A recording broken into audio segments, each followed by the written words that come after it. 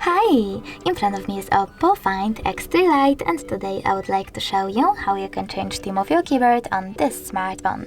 Firstly, go into settings, scroll all the way down and tap on additional settings. Then keyboard and input method, sorry.